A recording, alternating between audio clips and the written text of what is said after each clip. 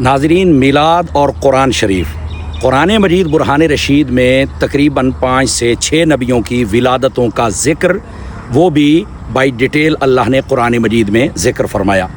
اگر ولادت انبیاء کو بیان کرنا ناجائز ہوتا تو اللہ تعالیٰ کبھی ذکر نہ فرماتا۔ اللہ کا ذکر کرنا اس بات کی دلیل ہے کہ نبیوں کے میلاد کو بیان کیا جا سکتا ہے۔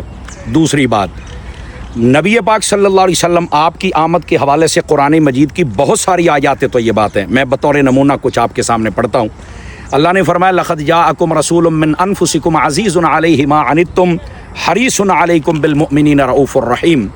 فرمایا تحقیق بے شک آ گئے تمہاری طرف ایک عظمتوں والے رسول جو تم ہی میں سے ہیں، اور آگے فرمایا تمہارا مشقت میں پڑنا ان کو گراں گزرتا ہے، وہ تم پر کمال مہربان ہیں اور ایمان والوں کے لیے تو بہت ہی رؤوف و رحیم ہیں۔ یہاں بھی نبی پاک کی آمد کا ذکر ہے، هو الذی ارسل رسولہ بالہدی ودین الحق۔ اگر اس آیت کو دیکھیں، اللہ فرماتا ہے اللہ وہ ہے جس نے اپنے رسول کو حق کے ساتھ بھیجا۔ اللہ کا بھیجنا اور رسول کا آنا، یہی تو میلاد ہے۔ پھر اللہ رب العزت نے قرآن مجید میں فرمایا وما ارسلناک الا رحمۃ للعالمین۔ فرمایا محبوب ہم نے آپ کے سارے جہانوں کے لیے رحمت بنا کے بھیجا ہے۔ یہ اللہ کا بھیجنا اور حضور کا رحمت بن کے آنا، یہی تو حضور کا میلاد ہے کہ آپ تشریف لے کے آئے ہیں۔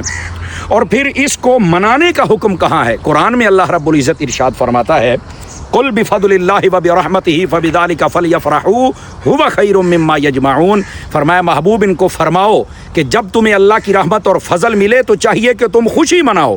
اب کائنات میں نبی پاک سے بڑی نہ اللہ کی کوئی رحمت ہے نہ اللہ کا کوئی فضل ہے، تو جب عام رحمت و نعمت ملے تو اس کی خوشی منانے کا حکم ہے۔ تو جب سب سے بڑی نعمت، سب سے بڑی رحمت، سب سے بڑا فضل حضور کی صورت میں آئے تو ہمیں کیوں نہیں منانا چاہیے؟ پھر اللہ رب العزت قرآن میں فرماتا ہے وَأَمَّا بِنِعْمَةِ رَبِّكَ فَحَدِّثْ۔ جب تمہیں اللہ کی کوئی نعمت ملے تو اس کا چرچا کرو۔ اب بتائیے حضور سے بڑی کون سی نعمت ہے؟ تو پھر ان کے چرچے سے بڑا چرچا بھی نہیں ہونا چاہیے۔ قرآن مجید کی آیات کو میں نے اس لیے کوٹ کیا تاکہ ہمیں سمجھ آئے کہ اصل مسئلہ کیا ہے۔ اور پھر اللہ نے قرآن مجید میں یہ بھی تو فرمایا لقد من اللہ علی المؤمنین اذ بعث فیہم رسولا۔ فرمایا تحقیق اللہ نے احسان فرمایا ایمان والوں پر جب ان میں اپنے رسول کو مبعوث فرمایا۔ تو جب رسول کریم صلی اللہ علیہ وسلم کی آمد ہمارے لیے اللہ کا احسان ہے تو ہم سب کو پھر اس کا ذکر کرنا چاہیے۔ آپ قرآن مجید پڑھ کے دیکھیں، انبیاء کے ولادتوں کے تذکار موجود ہیں، تو پھر محبوب پاک صلی اللہ علیہ وسلم کی ولادت کو ہم کیوں نہ بیان کریں؟ یہ کچھ آیات اور باتیں نمونہ کے طور پہ میں نے آپ کے سامنے رکھی ہیں جو کہ عوام اہل سنت اور عاشقوں کے لیے بڑی فائدہ مند ثابت ہوگی۔